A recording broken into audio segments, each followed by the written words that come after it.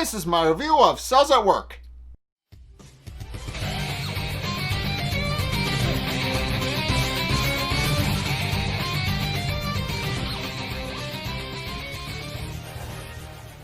Okay, so this episode is actually split up into two parts. I'll get to both of them, but basically this episode is split up into two parts: acquired immunity and Peyer's patch. So I'm going to cover the first one and then the second one, but basically there are two plots here that aren't necessarily connected like at all. They just happen to be in the same episode, okay, so I guess I should start with the first episode. Part of the episode on acquired immunity. So it starts off with Memory Cell, if you guys remember him. It starts with him believing he's having a premonition of a bunch of invaders arriving from the sky, and there being a bloodbath in the ensuing process. As the immune cells are quickly overrun and taken out by this new invader. Eventually he snaps back into reality as B Cell starts yelling at him to focus, since it's up to him to basically provide the diagnostics on all the different pathogens they've encountered, so that B Cell can accurately take them out if he knows what he's dealing. Since the way B Cell works is that he uses antibodies to take out any pathogens that are in the body, and he kind of needs Memory Cell's help to do that. However, Memory Cell is completely out of it, trying to figure out why exactly he was just suddenly shown this new premonition and what it could mean for the body. And he begins panicking, and he understandably begins panicking because he has no idea what this premonition means and what kind of ramifications it could have. And B Cell understandably starts getting more and more fed up with him since Memory Cell is kind of spacing out. And B Cell eventually smacks him with his gun and tells him to focus. At which point they hear a scream nearby and they go to check it out. At which point they see a bunch of cells crowding around an alley and see something, and they're staring wide-eyed at something at the end of it. So Memory Cell and B Cell, along with some other immune cells, namely 1146. They go to check it out and try to see what's going on and what's up. And at which point they figure out what the problem. And Memory Cell is kind of thrown for a loop because it is the exact same pathogen he saw in his premonition. A mumps bacterium, which, if you guys don't know what mumps is, it basically causes your throat to swell up, and it's not pleasant. It's a very unpleasant disease to be sure, and his body has it. So, but in any case, he sees one and he immediately begins to panic because he realizes that his premonition might be coming true if he's seeing the same germ from his premonition. And then immediately several more show up and begin popping up all over the place. And the immune system cells quickly try to deal with it, but slowly but surely they quickly become overrun. And a couple of the normal cells start yelling at B Cell to do something, but B Cell points out that he kind of can't do anything without knowing what the pathogen actually is, and they call him useless, which he kind of chews him out for. And Memory Cell quickly realizes that his premonition is the key to figuring out what exactly is going on, and he begins racking his brain to try and figure out where he's seen why he knows about these pathogens and what his premonition might be. So he tries to think and open his third eye, as it were, but quickly realizes it's not working, which only causes him to panic more. At which point B Cell grabs him, realizing that he's kind of out of sorts, and he drags them back to their room so that they can go through all of Memory Cell's notes and try to figure it out. But Memory Cell is still convinced that he can see the future and is still panicking and trying to figure out what exactly is going on and where he's seen these cells before, and where he's seen these pathogens.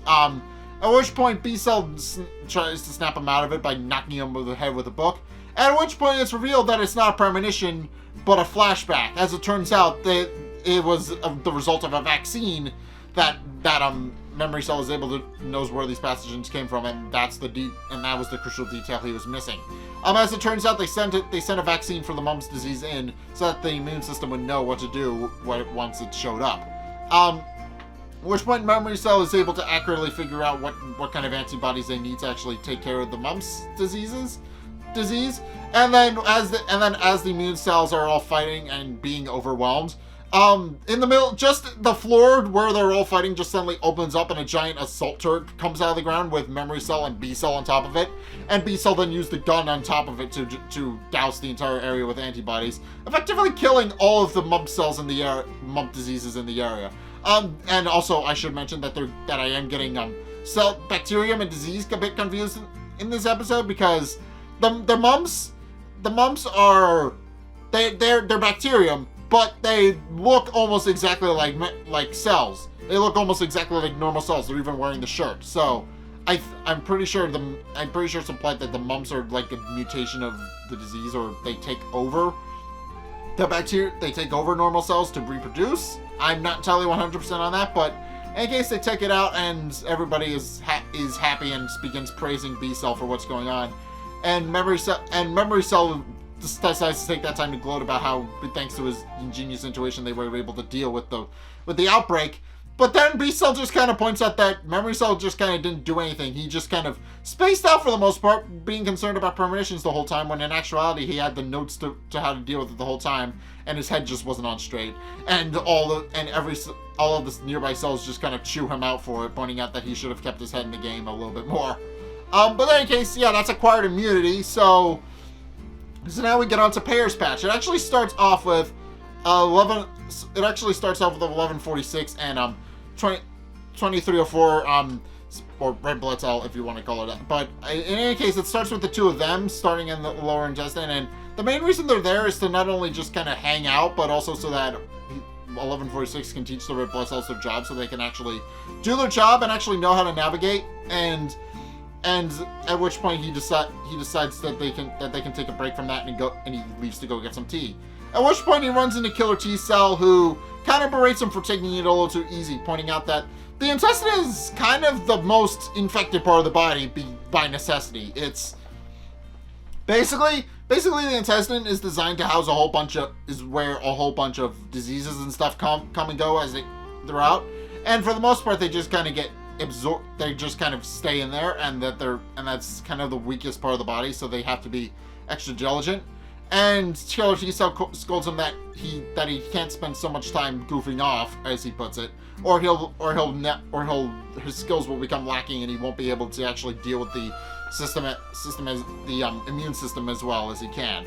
At which point there's just a sudden thing that just crashes into the wall of the intestine, and 1146 quickly realizes something is wrong and begins mobilizing the Neutrophil division, and quickly springs into action, telling Killer T Cell and his guys to wait until they absolutely need him, and he'll determine the situation before they can figure it out. And as it turns out, it's actually a result of a bacterium called Campylobacter, which is basically, it causes diarrhea. That's its sole purpose. It causes irritation in the lower intestine. It causes diarrhea. It causes a whole bunch of stuff. And it's also aquatic. They actually flood the intestine, and they're able to swim around in it. And 1146 gathers his buddies, and they proceed to try and figure out a way to deal with the bacterium, only to discover that the leader of the Campylobacters is actually taken a hostage in one of the intestinal cells that works in there. And they realize they have no choice but to actually comply with the bacterium's orders if they want to save the hostage. So they do that, and they do some pretty amusing things for them. They just kind of beat each other up to weaken themselves up, and eventually collapse on the floor. And throughout this entire thing, Killer T Cell is just watching this all on a monitor, looking at a camera, and realizing that 1146 is basically just handing the fight to them on a silver platter. He's basically not doing anything of real remote interest, but then, interestingly enough, 1146 nods to the camera, and Killer T Cell realizes that 1146 actually has a plan, and then decides that he's had enough watching the screen, and decides to go spring into action with his friends. At which point, Campylobacter reveals that it's not actually going to release the hostages, and the neutrophils chase after it. And at which point they decide to, not so subtly, point out that there's a weak point in the intestine that would enable the bacterium to get through, and point out that they're almost to that point, even though it's very clear from the tone of voice that they're actually doing that on purpose. And the head Campylobacter actually asks the cell that he's taking hostage what they're talking about. And he points them to a strange vent in the side of the intestinal lining that should get them out of the intestine so that they can invade the rest of the body. And they immediately jump on it, and also it's implied that the intestinal cell just kind of improv the whole thing. And it's implied that he knows what they're actually planning and actually helps them perform their plan. And he asks them to basically go into the vent as according to plan, and not picking up the obvious sarcasm and baiting that the neutrophils are doing. The Campylobacter actually just goes swimming right into the vent that they think is going to get them out into the rest of the body. And initially, it seems like a dream come true. They find themselves in an empty room full of nutrients and almost start to chow down. But then they're stopped by a cell named M cell who basically functions like a typical bartender and asks them what they would like for food. And they just point out that they're Campylobacter, and they'll basically just take whatever they want. At which point M cell points out that they may as well make themselves comfortable since it's basically their last meal. And the Campylobacter are initially confused until they realize that all of the food that they've been seeing is actually hollow, and all of the immune cells are just kind of hiding inside the food. Basically, if they're all wearing costumes, they're disguising themselves as food, and they're all just hiding in this room, waiting and proceed to corner the Campylobacters. At which point it's revealed that this is actually the titular Peyer's patch, which is basically a lymphatic node in the lower intestine where immune cells just kind of gather and basically take out any germs that might have wandered into the body. Also 1146 even reveals that they couldn't have missed all of the obvious baiting if they tried. And it also points out that while he and his friends were doing a whole bunch of demeaning things to try and get on the Campylobacter's good side, they actually laid out their bodies once they were collapsed in an M shape, which was a signal to the rest of the immune systems to gather in the Peyer's patch and deal with them there. So, at which point the head Campylobacter points out that that's not exactly fair. But then the rest of the immune cells yell at him that they shouldn't lecture him about fair, and proceed to beat them all up, and they fly out of the Peyer's patch back into the lower intestine, albeit now dead and defeated. At which point Killer T actually praises 1146 for his plan, pointing out that he realizes that he gets hard on 1146 a lot and thinks of him as an idiot, but realizes that even if he does sometimes goof off a little bit, he does have a good head on his shoulders, but also points out that he shouldn't slack off as much as he does. At which point 1146 realizes using that as a prompt, realizes that he had lost track of time and actually forgot that he was supposed to meet the red blood cells and get them some tea, and immediately rushes out of the Peyer's patch to go meet them. And Killer T Cell immediately takes back what he just said about 1146 not being an idiot. So yeah, this episode has two things. First off, it explains how vaccines work and how they can help people develop an acquired immunity, where they have a disease once a long ass time ago,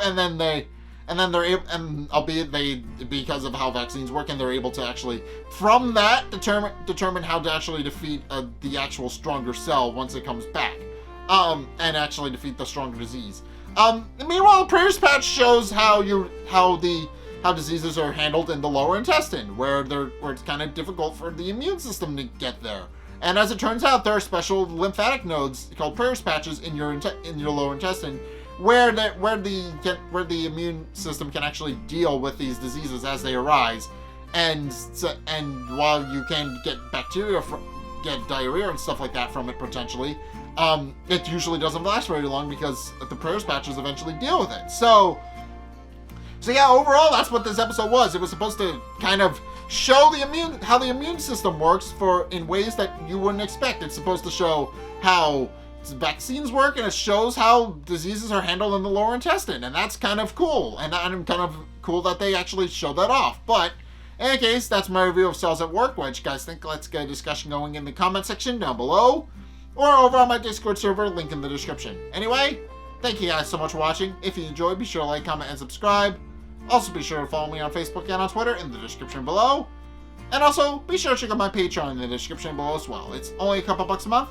It really helps me out, and you guys get access to a bunch of cool perks that I'm always saying thanks. So be sure to check those out in the description below as well. But in any case, thank you guys so much for watching, and also next time I'll see you guys in the next video.